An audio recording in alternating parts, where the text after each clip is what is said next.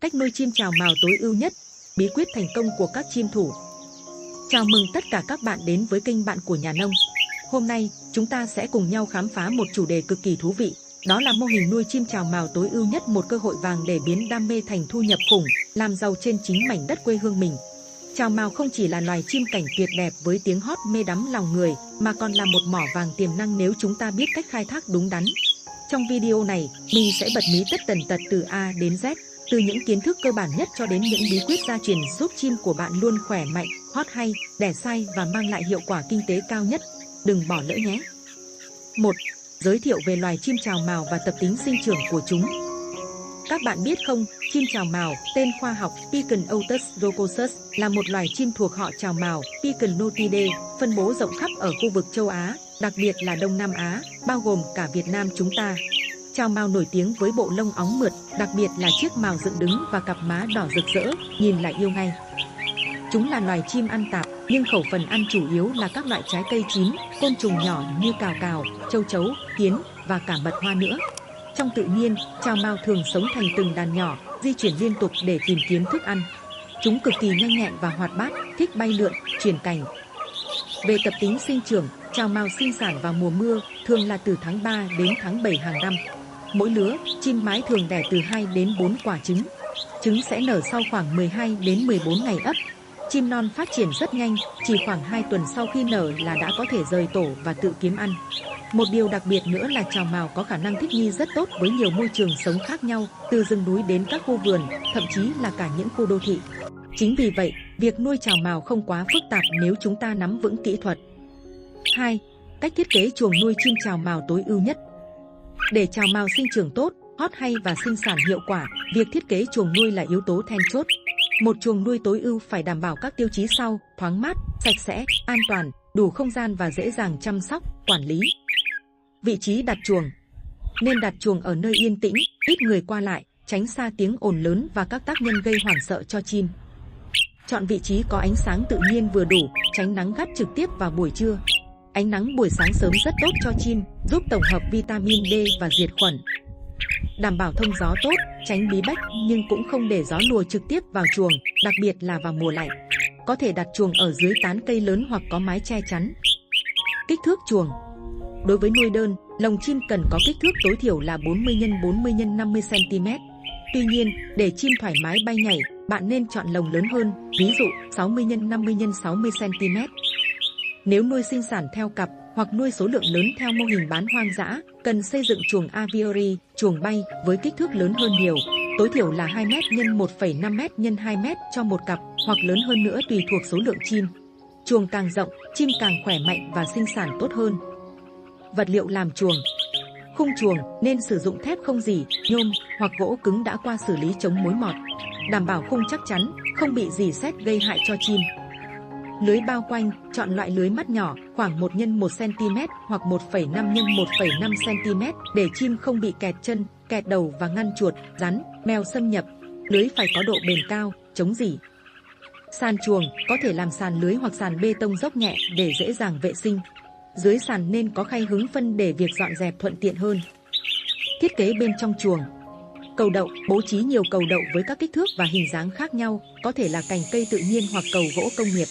Đảm bảo cầu chắc chắn, không trơn trượt, tối thiểu nên có 2 đến 3 cầu đậu trong mỗi lồng đơn. Trong chuồng AV, bố trí dày đặc hơn. Máng thức ăn và nước uống, sử dụng máng ăn, máng uống bằng sứ, nhựa hoặc inox, dễ vệ sinh. Đặt ở vị trí cao, tránh phân chim rơi vào. Nên có ít nhất 2 máng ăn và 1 máng uống trong mỗi lồng. Ổ đẻ, đối với nuôi sinh sản, sử dụng các loại ổ đẻ tự nhiên như tổ rơm, tổ tre hoặc các loại ổ đẻ chuyên dụng bằng gỗ, nhựa. Kích thước ổ đẻ phù hợp với chim chào mào, đường kính khoảng 10 đến 12 cm. Đặt ổ đẻ ở vị trí kín đáo, an toàn, chim ít bị quấy rầy. Cây xanh, trong chuồng AV, trồng thêm các loại cây xanh thân thiện với chim như cây si, cây sung, cây vú sữa, để tạo môi trường tự nhiên, cung cấp bóng mát và chỗ trú ẩn cho chim. Vệ sinh chuồng, đây là yếu tố cực kỳ quan trọng để phòng bệnh. Vệ sinh hàng ngày, thu dọn phân chim, thay nước uống mới, loại bỏ thức ăn thừa. Vệ sinh định kỳ, 1 đến 2 lần trên 1 tuần, cọ rửa toàn bộ lồng, máng ăn, máng uống bằng xà phòng diệt khuẩn và phơi nắng. Sát trùng, định kỳ phun thuốc sát trùng chuồng trại, ví dụ Vercon S, Bencoxide theo hướng dẫn của nhà sản xuất, đặc biệt là sau khi có chim bệnh. 3. Kỹ thuật chọn giống và thả nuôi sao cho chim khỏe đẹp, lớn nhanh, ít bệnh. Để có được đàn chào mào chất lượng, việc chọn giống là bước đầu tiên và quan trọng nhất, quyết định đến 50% sự thành công của mô hình. Tiêu chí chọn chim bố mẹ đối với nuôi sinh sản. Nguồn gốc rõ ràng, ưu tiên chọn chim con S1 đời đầu hoặc chim đã sinh sản ổn định tại các trại uy tín, có giấy tờ chứng minh nguồn gốc để tránh mua phải chim bẫy tự nhiên hoặc chim già, chim lỗi. Ngoại hình, chim phải có bộ lông mượt mà, không xù lông, rụt cổ. Mắt sáng, linh hoạt, chân khỏe, bám cầu chắc chắn. Mào dựng, má đỏ đậm đối với chào mào má đỏ. Sức khỏe, chim nhanh nhẹn, hoạt bát, không có dấu hiệu bệnh tật như sưng mắt, chảy nước mũi, tiêu chảy. Tiếng hót, chim trống nên có tiếng hót vang, rõ ràng, nhiều giọng điệu. Chim mái cũng nên chọn con có tiếng kêu to, khỏe. Tuổi đời, nên chọn chim bố mẹ trong độ tuổi sinh sản tốt nhất, thường là từ 1 đến 5 tuổi. Chim quá già hoặc quá non sẽ ảnh hưởng đến khả năng sinh sản. Chọn chim non chim bổi để nuôi cảnh. Chim non, nên chọn chim non khỏe mạnh, lông mượt, phản ứng nhanh với môi trường, không bị tật lỗi. Chim non sẽ dễ thuần hóa và có thể phát triển theo định hướng của người nuôi. Chim bổi, chim mới bẫy, nếu chọn chim bổi, cần chọn những con đã ăn uống ổn định, không quá hoảng loạn. Tuy nhiên, việc thuần hóa chim bổi sẽ tốn nhiều thời gian và công sức hơn. Kỹ thuật thả nuôi và ghép đôi. Giai đoạn làm quen, khi mới đưa chim về, không nên thả ngay vào chuồng lớn hoặc ghép đôi. Cần cho chim ở lồng riêng, đặt ở nơi yên tĩnh trong vài ngày để chim quen với môi trường mới. Thả vào chuồng avi, khi chim đã ổn định, mở cửa lồng và để chim tự bay ra, tránh bắt ép chim để tránh gây stress. Ghép đôi, đối với nuôi sinh sản. Ghép đôi tự nhiên, thả nhiều chim trống và chim mái vào chuồng avi lớn, chúng sẽ tự tìm bạn đời và ghép đôi. Đây là cách hiệu quả nhất nhưng cần không gian rộng. Ghép đôi nhân tạo, chọn một cặp chim trống mái phù hợp và nhốt chung vào một lồng chuồng riêng, quan sát hành vi của chúng. Nếu chúng có dấu hiệu thân mật như đút thức ăn cho nhau, rỉa lông cho nhau, đó là dấu hiệu tốt. Nếu chúng đánh nhau, cần tách ra ngay lập tức và thử ghép với con khác. Tỷ lệ ghép đôi, tốt nhất là 1 trống 1 mái.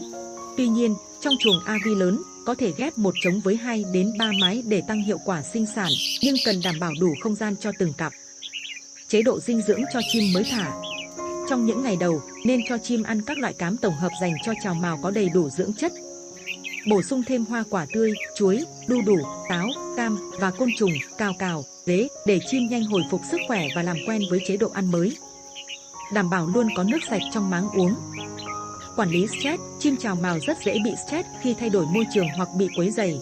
Hạn chế tối đa các yếu tố gây stress như tiếng ồn lớn, di chuyển lồng quá nhiều, có người lạ hoặc động vật lạ tiếp cận chuồng. 4. Quy trình kỹ thuật các bước chăm sóc và quản lý kết hợp với công nghệ hiện đại mang lại hiệu quả kinh tế cao nhất. Để đạt được hiệu quả kinh tế cao, việc chăm sóc và quản lý chào mào phải tuân thủ một quy trình khoa học kết hợp với ứng dụng công nghệ hiện đại. Chế độ dinh dưỡng tối ưu. Cám tổng hợp, đây là thức ăn chính, cung cấp đầy đủ dưỡng chất. Chọn loại cám có hàm lượng protein từ 18 đến 22%, chất béo 6 đến 8%, chất xơ 4 đến 6% và đầy đủ vitamin, khoáng chất. Nên mua cám của các thương hiệu uy tín hoặc tự làm cám tại nhà theo công thức chuẩn. Thức ăn tươi. Hoa quả, cung cấp hàng ngày, đa dạng các loại như chuối, đu đủ, cam, táo, thanh long, dưa hấu. Lượng khoảng 30 đến 40% khẩu phần ăn, cắt nhỏ vừa miếng.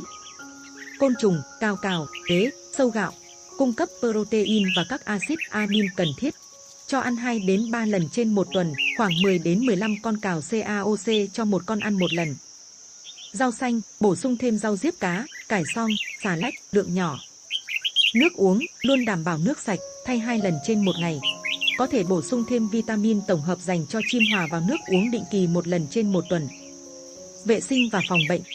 Vệ sinh hàng ngày, thu dọn phân, thay nước, loại bỏ thức ăn thừa, kiểm tra máng ăn, máng uống.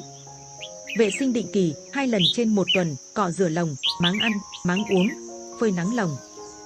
Sát trùng chuồng trại, 1 lần một tuần hoặc 2 tuần một lần, phun thuốc sát trùng như Vercon S, Bencoxide, Han iodide, theo liều lượng khuyến cáo. Tắm nắng, cho chim tắm nắng 15 đến 30 phút vào buổi sáng sớm, trước 9 giờ sáng, để tổng hợp vitamin D, diệt khuẩn và giúp lông chim mượt hơn. Tắm nước, cung cấp khay tắm nước sạch cho chim hàng ngày. Tắm nước giúp chim làm sạch lông, giảm stress. Kiểm tra sức khỏe định kỳ, quan sát chim hàng ngày để phát hiện sớm các dấu hiệu bất thường như xù lông, bỏ ăn, ủ rũ, tiêu chảy, sưng mắt. Các kỹ thuật phòng và chữa bệnh cho chim chào mào. Phòng bệnh là chính, phòng bệnh hơn chữa bệnh luôn là nguyên tắc vàng. Tiêm phòng, hiện chưa có vaccine chuyên biệt cho chào mào, nhưng có thể tiêm vaccine Newcastle hoặc cúm gia cầm nếu có nguy cơ dịch bệnh trong khu vực, cần tham khảo ý kiến chuyên gia thú y. Tăng cường sức đề kháng, bổ sung vitamin, khoáng chất, men tiêu hóa vào khẩu phần ăn định kỳ. Kiểm dịch chim mới mua về cần được cách ly ít nhất 7 đến 10 ngày trước khi cho nhập đàn, để tránh lây bệnh. Một số bệnh thường gặp và cách xử lý. Tiêu chảy. Nguyên nhân, thức ăn ôi thiêu, nước bẩn, thay đổi đột ngột thức ăn, nhiễm khuẩn đường ruột. Triệu chứng, phân lỏng, dính hậu môn, chim ủ rũ.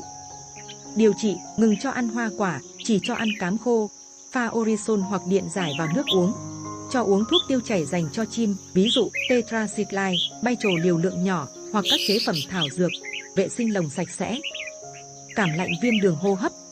Nguyên nhân, gió lùa, thời tiết thay đổi đột ngột, nhiệt độ thấp. Triệu chứng, xù lông, rụt cổ, chảy nước mũi, khò khè, ho. Điều trị, giữ ấm cho chim, che lồng kín gió. Pha thuốc kháng sinh, ví dụ Tylosin, amoxicillin vào nước uống. Bổ sung vitamin C. Bệnh về mắt, đau mắt, sưng mắt. Nguyên nhân, vi khuẩn, bụi bẩn, va chạm. Triệu chứng, mắt sưng đỏ, chảy nước mắt, chim khó mở mắt. Điều trị, dùng nước muối sinh lý 0,9% hoặc thuốc nhỏ mắt dành cho chim, ví dụ Tobres, để rửa mắt. Nếu nặng, dùng kháng sinh nhỏ mắt kết hợp kháng sinh đường uống. Ký sinh trùng, cháy, giận. Nguyên nhân, vệ sinh kém, lây từ chim khác. Triệu chứng, chim ngứa ngáy, rỉa lông liên tục, lông xơ xác. Điều trị, sử dụng thuốc xịt trị ký sinh trùng cho chim, ví dụ fipronil dạng xịt, xịt vào lông chim, tránh mắt và mồm. Vệ sinh lồng và môi trường xung quanh thật kỹ. Lưu ý, khi chim có dấu hiệu bệnh, cần cách ly ngay lập tức để tránh lây lan. Nếu không có kinh nghiệm, hãy tham khảo ý kiến của bác sĩ thú y chuyên về chim cảnh để có phác đồ điều trị chính xác. Ứng dụng công nghệ hiện đại vào quản lý. Hệ thống giám sát nhiệt độ, độ ẩm tự động, lắp đặt các cảm biến và hệ thống điều khiển tự động để duy trì nhiệt độ 25 đến 30 độ C và độ ẩm 60 đến 70% tối ưu cho chim, đặc biệt quan trọng trong chuồng AV lớn hoặc khu vực nuôi tập trung. Camera giám sát, lắp camera trong chuồng để theo dõi hành vi của chim, đặc biệt là trong mùa sinh sản, giúp phát hiện sớm các vấn đề như chim đánh nhau, chim đẻ gó, chim non bị bỏ rơi, mà không cần làm phiền chúng. Hệ thống cho ăn, uống tự động, đối với quy mô lớn, có thể lắp đặt hệ thống máng ăn, máng uống tự động để tiết kiệm thời gian và đảm bảo chim luôn có đủ thức ăn, nước uống. Phần mềm quản lý trang trại, sử dụng các phần mềm hoặc ứng dụng điện thoại để ghi chép thông tin về từng cá thể chim, ngày sinh, nguồn gốc, tình trạng sức khỏe, lịch tiêm phòng, lịch sinh sản, theo dõi lượng thức ăn tiêu thụ, tính toán hiệu quả kinh tế. Thu hoạch và tiêu thụ. Chim cảnh, chim non, có thể bán chim non từ 2 đến 3 tuần tuổi sau khi đã tự ăn được. Giá chim non thường thấp hơn chim trưởng thành nhưng dễ tiêu thụ. Chim thuần chim hót, đây là sản phẩm có giá trị cao nhất. Chim chào mào trống đã thuần, hót tốt, có giọng hay và bền sẽ được các nghệ nhân và người chơi chim săn đón. Thời gian để nuôi một chú chim hót hay thường mất từ 6 tháng đến 2 năm, tùy thuộc vào tố chất của chim và kỹ thuật chăm sóc. Chim giống, bán các cặp chim bố mẹ đã có thành tích sinh sản ổn định, chim non F1 chất lượng cao cho các trại nuôi khác. Thị trường tiêu thụ. Cửa hàng chim cảnh, liên hệ với các cửa hàng chim cảnh lớn trong khu vực hoặc các thành phố lớn. Chợ chim, hội chim, tham gia các chợ chim, hội chim định kỳ để quảng bá sản phẩm và tìm kiếm khách hàng. Mạng xã hội và các diễn đàn chim cảnh, đây là kênh quảng bá và bán hàng rất hiệu quả. Tạo các video, hình ảnh đẹp về chim của bạn, chia sẻ kinh nghiệm nuôi. Đấu giá online, đối với những chú chim quý, chim hot hay, có thể tổ chức đấu giá online để đạt giá cao nhất. Trực tiếp tại trại, mở cửa trại cho khách đến tham quan và chọn chim trực tiếp. 5. Từ kinh nghiệm thực tế được đúc rút từ người chăn nuôi và các chuyên gia nghiên cứu để xây dựng những bí quyết nuôi chim chào mào thành công nhất, đạt hiệu quả kinh tế cao nhất. Sau nhiều năm gắn bó với nghề nuôi chào mào và học hỏi từ những người đi trước, mình đã đúc rút ra những bí quyết vàng để thành công, xin chia sẻ cùng các bạn. Bí quyết 1, đam mê là số 1. Bạn phải thực sự yêu quý và có đam mê với chào mào. Chỉ khi có đam mê, bạn mới có đủ kiên nhẫn để chăm sóc, tìm hiểu và vượt qua những khó khăn trong quá trình nuôi. Nuôi chim không chỉ là công việc mà còn là một nghệ thuật. Bí quyết 2, hiểu chim như hiểu con mình. Mỗi cá thể chào mào có tính cách, sở thích và nhu cầu khác nhau. Hãy dành thời gian quan sát, tìm hiểu kỹ tập tính của chúng. Khi bạn hiểu chim, bạn sẽ biết cách chăm sóc, huấn luyện và phát hiện sớm các vấn đề. Ví dụ thực tế, có những con chim thích ăn chuối hơn đu đủ, hoặc có con rất nhạy cảm với tiếng ồn. Khi bạn hiểu được điều này, bạn sẽ điều chỉnh cách chăm sóc cho phù hợp. Bí quyết 3. Chế độ dinh dưỡng chuẩn không cần chỉnh. Không tiếc tiền mua cám chất lượng tốt, tiền nào của nấy. Cám tốt giúp chim khỏe, lông đẹp, sung mãn. Quan trọng nhất là đa dạng thức ăn tươi, không nên chỉ cho ăn một loại quả. Hãy luân phiên các loại trái cây theo mùa, bổ sung thêm côn trùng đều đặn. Mình thường cho ăn chuối, đu đủ vào buổi sáng, chiều thì cho thêm vài con cào cào hoặc dế, xen kẽ các ngày có cam, táo. Bí quyết 4. Vệ sinh sạch sẽ, vàng hơn cả vàng. Yếu tố quan trọng nhất để phòng bệnh là vệ sinh. Mình luôn giữ lồng chim, máng ăn, máng uống sạch bóng. Phân chim được dọn hàng ngày, lồng chim được cọ rửa 2 lần trên 1 tuần. Kinh nghiệm xương máu, mình từng có đợt chim bị tiêu chảy hàng loạt do lơ là vệ sinh máng nước. Sau này rút kinh nghiệm, không bao giờ để máng nước bẩn quá 1 ngày. Bí quyết 5. Môi trường sống an toàn và thoải mái. Chuồng trại phải đủ rộng, thoáng mát, có ánh sáng tự nhiên. Tránh đặt chim ở nơi gió lùa hoặc nắng gắt. Quan trọng là giữ yên tĩnh cho chim, đặc biệt là chim non và chim sinh sản. Tránh xa tiếng ồn, chó mèo, chuột. Một chú chim chào mào bị stress sẽ khó lòng hót hay sinh sản tốt được. Bí quyết 6. Kiên trì và nhẫn nại. Nuôi chào mào, đặc biệt là nuôi chim hót hay, đòi hỏi sự kiên nhẫn. Không có chú chim nào hót hay chỉ sau vài ngày. Cần thời gian, công sức để chăm sóc, huấn luyện. Chuyên gia chia sẻ, một nghệ nhân chơi chào mào lão làng từng nói với mình, chim hót hay là do 50% tố chất và 50% do tay người nuôi. Bí quyết 7. Học hỏi liên tục. Tham gia các hội nhóm, diễn đàn chim cảnh, học hỏi kinh nghiệm từ những người đi trước, những nghệ nhân, chuyên gia, đọc sách, xem video, kiến thức là vô tận. Mình thường xuyên tham gia các buổi offline của câu lạc bộ chim cảnh, chia sẻ kinh nghiệm và học hỏi được rất nhiều điều bổ ích. Bí quyết 8. Ghi chép và quản lý chặt chẽ. Ghi lại nhật ký chăm sóc, theo dõi sức khỏe, lịch ăn, lịch tắm, lịch thay lông, lịch sinh sản của từng cá thể chim. Điều này giúp bạn nắm bắt được tình trạng của chim và đưa ra các quyết định phù hợp. Nếu có điều kiện, hãy ứng dụng công nghệ như phần mềm quản lý, camera giám sát để quản lý hiệu quả hơn. 6. Giới thiệu các mô hình nuôi chim chào mào thành công và bài học thực tế từ bà con và chuyên gia, kêu gọi hành động. Nuôi chào mào không chỉ là thú vui mà còn là con đường làm giàu cho nhiều bà con nông dân. Dưới đây là một số mô hình thành công và những bài học quý giá. Mô hình nuôi chim sinh sản thương phẩm tại Tây Ninh. Tình hình, anh Nguyễn Văn An, một nông dân ở Tây Ninh, đã mạnh dạn đầu tư xây dựng chuồng avi lớn với diện tích gần 200 m², chia thành 10 ô nuôi. Anh bắt đầu với 20 cặp chào mào bố mẹ F1 có nguồn gốc rõ ràng từ các trại uy tín. Thành công, sau 2 năm, trại của anh An đã cung cấp ra thị trường hơn 500 chim non mỗi năm. Giá chim non từ 800.000 đồng đến 1.500.000 đồng trên một con, tùy phẩm chất. Anh A ước tính, sau khi trừ chi phí thức ăn, điện nước, nhân công, mỗi năm anh thu lãi dòng khoảng 300 đến 400 triệu đồng. Bài học: đầu tư ban đầu lớn nhưng hiệu quả lâu dài, xây dựng chuồng avi bài bản tốn kém nhưng tạo môi trường tốt nhất cho chim sinh sản. Chọn chim giống chất lượng cao, yếu tố quyết định đến tỷ lệ nở và chất lượng chim con. Ứng dụng kỹ thuật chăm sóc khoa học, đảm bảo chế độ dinh dưỡng, vệ sinh nghiêm ngặt. Anh An còn lắp đặt camera giám sát để theo dõi quá trình chim ấp trứng, nuôi con, can thiệp kịp thời khi có vấn đề. Mô hình nuôi chim hót và chim đấu tại Đồng Nai.